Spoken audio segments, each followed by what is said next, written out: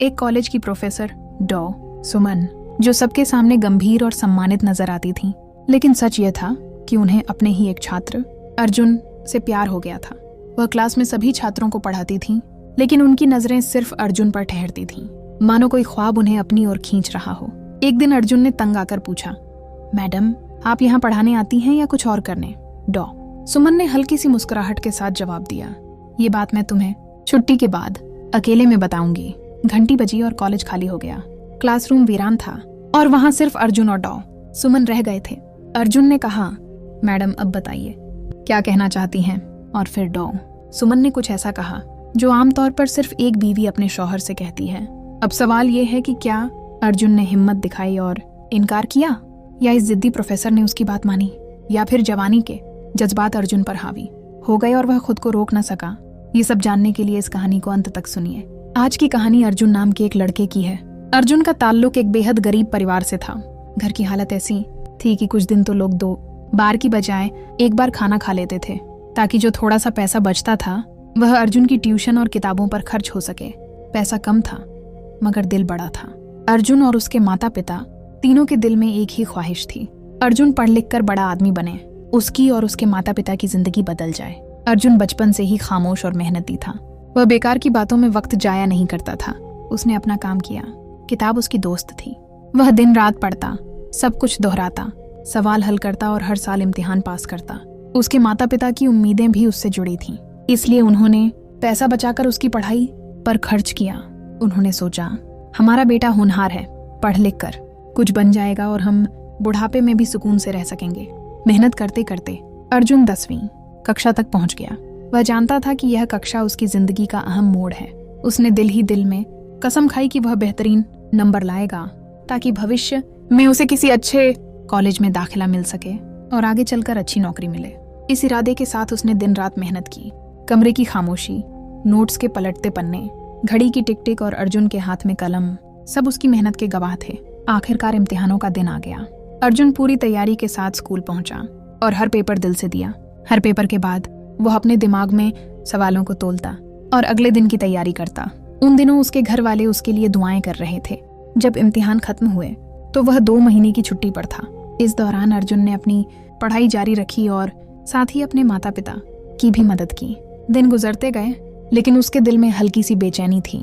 फिर वह बड़ा दिन आया। सुबह की पहली रोशनी में अर्जुन ने नहाया और अपनी साफ सुथरी वर्दी पहन ली। उसने खुद को आईने में देखा तो उसके हाथ कांप रहे थे। वह सोच रहा था, पता नहीं क्या होगा। उसका दिल हर तरफ तेजी से धड़क रहा था। जब वह स्कूल पहुंचा तो नोटिस बोर्ड के पास काफी भीड़ थी। बच्चे अपना रोल नंबर ढूंढ रहे थे। कोई खुशी से चीख रहा था, किसी का दम घुट रहा था। अर्जुन धीरे धीरे नोटिस बोर्ड के करीब गया। उसने वहीं खड़े होकर आंखें बंद कर लीं। फिर उसने हिम्मत जुटाई और धीरे धीरे आंखें खोली। उसने उंगली से लिस्ट में अपना नाम तलाश किया। अचानक उसकी नजर उसके रोल नंबर पर पड़ी, 500 में से 450। एक पल के लिए उसे अपने पैरों तले जमीन खिसकती महसूस हुई, लेकिन यह खुशी का एक झटका था। उसकी आंखों में अपने आप आंसू आ गए। उसने खुद पर काबू रखते हुए एक गहरी सांस ली। कुछ दोस्तों ने उसके कंधों पर हाथ रखा।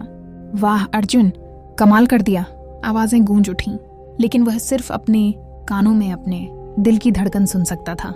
इतने में क्लास का मॉनिटर आया और बोला, सर आपको ऑफिस बुलाया है। अर्जुन ने सिर हिलाया और स्टाफ रूम के पीछे ऑफिस की ओर दौड़ा। ऑफिस का दरवाजा आधा खुला था। अर्जुन ने धीरे से दस्तक दी। अंदर से आवाज आई, आओ। अर्जुन! टीचर ने खड़े होकर सलाम किया। उन्होंने खुशी से कहा, मुबारक हो अर्जुन, तुम हमारे स्कूल के पहले छात्र हो जिसने इतने ज्यादा नंबर हासिल किए हैं। तुमने न सिर्फ अपने माता पिता का बल्कि स्कूल का नाम भी रोशन किया है। अर्जुन के होंठ कांप गए। वह सिर्फ शुक्रिया कह सका। टीचर ने फाइल बंद करते हुए कहा, मुझे यकीन है कि तुम्हें मेरिट पर किसी बड़े कॉलेज में दाखिला मिल जाएगा। हो सकता है कि तुम्हें कोई फोन कॉल या खत मिले, दोनों में से कोई एक। तैयार रहो, तुम्हारा सफर शुरू होने वाला है। अर्जुन ने आदर से सिर झुका लिया। ऑफिस से बाहर आते ही उसे लगा जैसे उसके दिल का बोझ हल्का हो गया हो और आसमान थोड़ा करीब आ गया हो। वह सीधा घर चला गया। जैसे ही उसने दरवाजा खोला तो देखा कि उसके माता पिता उसके इंतजार में थे।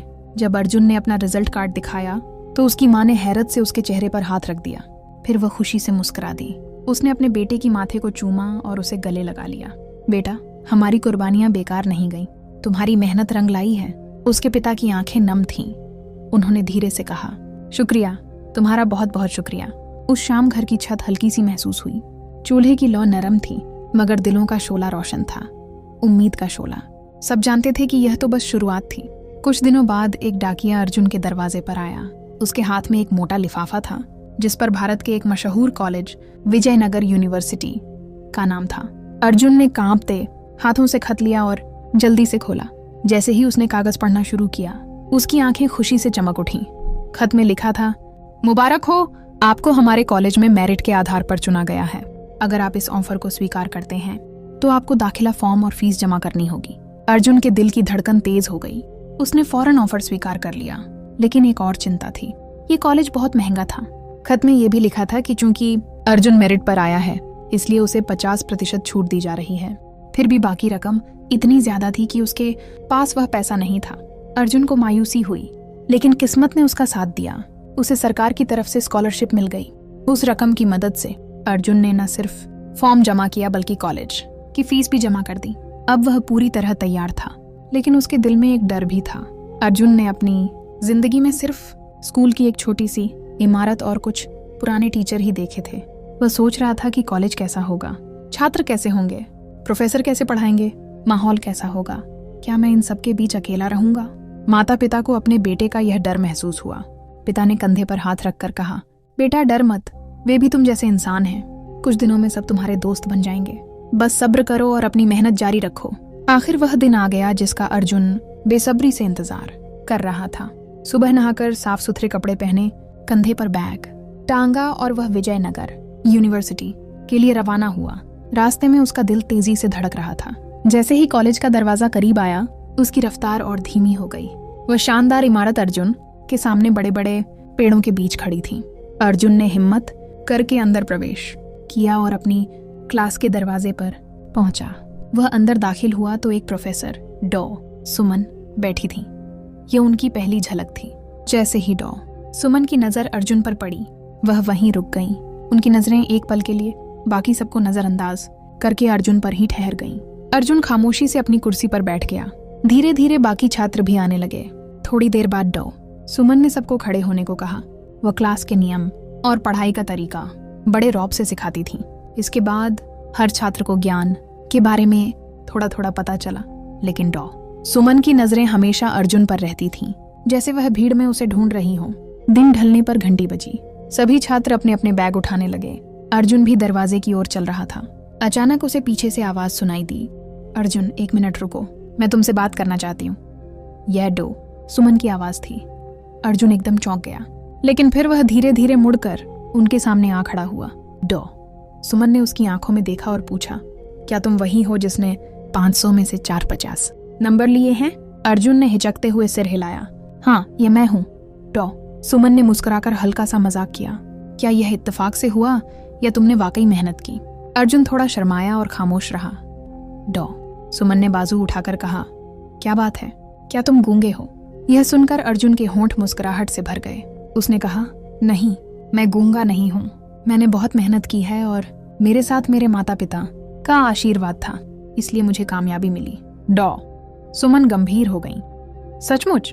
तो तुम वाकई एक मेहनती छात्र हो। फिर वह एक पल के लिए रुकी और बोली, देखो, अगर तुम चाहो तो मैं क्लास के बाद कुछ बच्चों को प्राइवेट पढ़ाती हूँ। मैं अलग अलग लेक्चर देती हूँ जो बहुत फायदेमंद हैं। बाकी सब इसके लिए पैसे देते हैं, लेकिन तुम्हें कोई फीस देने की जरूरत नहीं है, क्योंकि मुझे लगता है कि तुम बहुत मेहनती और काबिल हो। अगर तुम चाहो तो किसी और वक्त मेरे घर आकर पढ़ सकते हो। फिर उसने कहा, मैं इसके बारे में सोचूंगा और आपको बताऊंगा, मैडम। फिर वह अपने हॉस्टल वापस चला गया, क्योंकि कॉलेज उसके घर से बहुत दूर था। अगली सुबह अर्जुन फिर कॉलेज पहुंचा। हमेशा की तरह क्लास खत्म हो चुकी थी। घंटी बजी और सभी छात्र ब्रेक के बाद चले गए, लेकिन इस बार क्लास में सिर्फ अर्जुन और डॉ सुमन रह गई थी। डॉ सुमन ने धीमी आवाज में पूछा, तो अर्जुन, तुमने क्या सोचा? अर्जुन ने हिचकते हुए कहा, हाँ ठीक है, मैं पढ़ने आऊंगा। ये सुनकर डॉ सुमन ने अगला सवाल किया, वैसे तुम रहते कहाँ हो? तुम्हारा घर कितना दूर है? अर्जुन बोला, मैडम, मेरा घर बहुत दूर है, मैं हॉस्टल में रहता हूँ। ये सुनकर डॉ सुमन ने कुछ देर सोचा और फिर बोली, अर्जुन देखो, तुम हर साल हॉस्टल का किराया देने के बजाय मेरे घर क्यों नहीं रहते? मैं सुबह कॉलेज आऊंगी तो तुम्हें साथ ले आऊंगी और शाम को वापस छोड़ दूंगी। इससे तुम्हारे पैसे भी बच जाएंगे और मेरे घर के छोटे मोटे काम भी हो जाएंगे। अर्जुन, चूंकि वह एक गरीब लड़का था, इसलिए ज्यादा सोचने के बजाय फौरन मान गया। कुछ पलों बाद सुमन ने अपनी गाड़ी निकाली और अर्जुन को अपने घर ले आई। पहले दिन अर्जुन ने घर देखा तो दंग रह गया। ये आपका इतना बड़ा और शानदार घर है? उसने हैरत से पूछा। सुमन ने मुस्कुराकर कहा, हाँ, ये मेरा घर है। अर्जुन की नजरें उस हवेली पर जमी हुई थीं, अंदरूनी हिस्से तक। पहुंचने से पहले वह बाहर खड़ा सब कुछ देखता रहा। सुमन ने हल्की सी मुस्कुराहट के साथ कहा, तुम यहीं रहोगे या अंदर आओगे? अर्जुन चौंक गया और मुस्कुराते हुए बोला, हाँ, चलो अंदर चलते हैं। दोनों अंदर आ गए। अर्जुन ने हैरत से पूछा, क्या यहाँ कोई और नहीं रहता? आपके माता पिता या पति, बच्चे? सुमन एक पल के लिए खामोश रही। फिर उन्होंने एक गहरी सांस ली और कहा, मेरे माता पिता का देहांत हो गया है और मैंने शादी नहीं की। अर्जुन फौरन शर्मिंदा हुआ। सॉरी मैडम, मुझे नहीं पता था। सुमन ने मुस्कुराकर कहा, कोई बात नहीं। फिर अर्जुन ने हल्की सी मुस्कुराहट के साथ पूछा, क्या आप इस बड़े घर में अकेले रहती हैं? सुमन ने मुस्कुराते हुए जवाब दिया, नहीं, अकेले नहीं, अब तुम भी यहाँ हो। ये सुनकर दोनों हंस पड़े। सुमन ने उसे पूरा घर दिखाया, kitchen, drawing room, study room और फिर एक कमरा दिखाकर कहा, यह तुम्हारा कमरा है, यहाँ आराम से रहो। किचन में वह सब कुछ मिल जाएगा जो तुम चाहते हो। वॉशरूम वही है। अब तुम्हें मुझसे बार बार पूछने की जरूरत नहीं है। अर्जुन कमरे में आया और सब कुछ गौर से देखने लगा। उसकी जिंदगी में यह पहला मौका था जब वह इतने बड़े और शानदार घर में रहने जा रहा था। वह सारा दिन इधर उधर देखता रहा। रात को वह अपने बिस्तर पर लेट गया मगर सो न सका। सबसे पहले यह एक नया माहौल था। दूसरा, इतनी खुशी थी कि दिमागी सुकून नहीं था। आखिरकार काफी देर तक जागने के बाद वह अच्छी तरह सो सका। अगली सुबह सुमन खुद अर्जुन के कमरे में आई। वह धीरे धीरे उसके पैर हिलाने लगी। अर्जुन, जल्दी उठो, कॉलेज के लिए देर हो रही है। अर्जुन अपनी नींद से चौंक कर उठा। उसने घड़ी देखी तो वाकई बहुत देर हो चुकी थी। वह डर गया और फौरन नहाने चला गया। जब नहा लिया तो सुमन ने मुस्कुराकर कहा, कम से कम खाना तो खा लो। एक दिन देर से जाने से क्या फर्क पड़ता है। दोनों ने एक साथ नाश्ता किया और फिर गाड़ी में कॉलेज के लिए रवाना हो गए। जैसे ही वे क्लास में पहुंचे, अर्जुन अपनी कुर्सी पर बैठ गया। बाकी छात्र भी आ गए। कुछ लड़के अर्जुन से बातें करने लगे। तुम कल हॉस्टल में नहीं थे, कहाँ थे?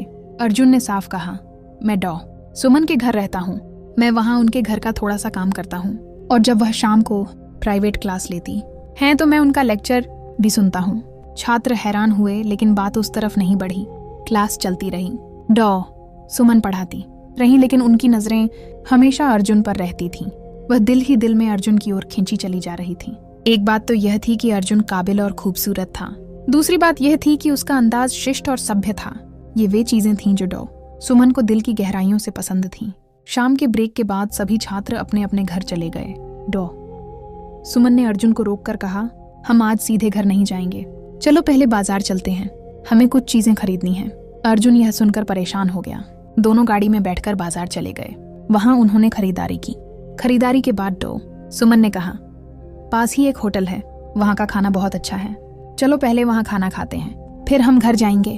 अर्जुन ने हिचकते हुए कहा, मैडम, वे बड़े होटल बहुत महंगे होते हैं, चलो घर जाकर खाना खाते हैं। सुमन ने मुस्कुराकर कहा, पैसे की फिक्र मत करो, कभी कभी अच्छा खाना इंसान को खुश कर देता है। दोनों होटल पहुंच गए। जब खाना परोसा गया तो अर्जुन ने पहला निवाला खाया और बोला, मैंने जिंदगी में इतना अच्छा खाना नहीं खाया। सुमन ने मुस्कुराकर कहा, क्या अच्छा नहीं है? दोनों ने खाना खत्म किया। फिर उन्होंने कुछ और खरीदारी की और घर वापस आ गए। घर वापसी पर अर्जुन अपने कमरे में जाने ही वाला था कि सुमन ने आवाज दी, अर्जुन, हमें 5 मिनट दो। वह हंसने लगी। अर्जुन ने सिर हिलाया। फिर वह उनके करीब आकर खड़ा हो गया। सुमन सोफे पर बैठी थी। उन्होंने इशारा किया, यहाँ आओ, मेरे साथ बैठो। अर्जुन कांपता हुआ बैठ गया, लेकिन थोड़ी दूरी पर। सुमन खुद उसके करीब आई और नरम लहजे में बोली, अर्जुन देखो, तुम कॉलेज में मेरे छात्र हो, लेकिन यहाँ मेरे घर में हम दोनों दोस्त हैं, तो तुम इतना कांपते क्यों हो? खुलकर बात करो। अर्जुन खामोश रहा। सुमन ने गंभीरता से कहा, मैंने तुम्हें कॉलेज से आने, खाने पीने और सोने के लिए अपने घर नहीं बुलाया था। मैं तुम्हें यहाँ इसलिए लाई हूँ कि यह बड़ा घर मुझे कैद खाना लगता है। मैं अकेली रहती हूँ, बात करने वाला कोई नहीं है। मैं चाहती हूँ कि कोई मेरी तन्हाई बांटे, मुझसे बात करे, हंसे, मुस्कुराए। अर्जुन ने हैरत से उन्हें देखा। उसका दिल कांप गया। वह समझ गया कि प्रोफेसर की ख्वाहिश क्या है, लेकिन वह खामोश रहा। कुछ पलों बाद उसने धीरे से कहा, मैंने आपसे कभी इतनी बात नहीं की कि आप नाराज हो जाए। मैं भविष्य में आपका ख्याल रखूंगा। डॉ, सुमन ने नरम लहजे में जवाब दिया। अर्जुन, मैं नाराज क्यों होंगी? मैंने तुम्हें अपने पास रखा है ताकि मेरा बड़ा घर खाली न लगे। बात करने के लिए कोई तो होना चाहिए। ये सुनकर अर्जुन मुस्कुराया। उसने कहा, मैं भी यही चाहता था, लेकिन मैं नहीं चाहता था कि आप नाराज हों। इसलिए कॉलेज से वापस आते ही मैं सीधा अपने कमरे में चला जाता था और अगली सुबह सीधा क्लास में चला जाता था। धीरे धीरे दोनों के बीच की दूरी कम होने लगी। रूटीन कुछ ऐसा बन गया, सुबह कॉलेज, शाम को घर और शाम को बाकी छात्रों के साथ प्राइवेट क्लास। फिर रात को अर्जुन और डॉ सुमन एक साथ बैठकर बातें करने लगे। अब वे दोस्तों की तरह थे। ठहाके, मजाक, दिल से दिल की बातें, कभी हंसी, कभी छोटे मोटे लतीफे, सब कुछ खुलकर होने लगा। लेकिन दोनों जवान थे। वे एक बड़े घर में अकेले रहते थे। वक्त गुजरने के साथ साथ उनके दिल में अनजाने जज्बात जन्म लेने लगे। वे जज्बात जो दोस्ती से आगे की राह दिखाते हैं। एक दिन ऐसे ही दोनों के बीच मजाक शुरू हो गया। फिर यह मजाक दिल से दिल की बात में बदल गया और बात झगड़े तक जा पहुंची। अचानक डॉ सुमन ने अर्जुन को अपने करीब किया और उसके होंठों पर चूम लिया। अर्जुन एकदम चौंक गया, लेकिन अगले ही पल वह खुद को रोक न सका। दोनों ने अपनी जज्बाती हालत में ऐसा कदम उठाया जो नहीं उठाना चाहिए था। उस रात उनके रिश्ते की हदें बदल चुकी थीं।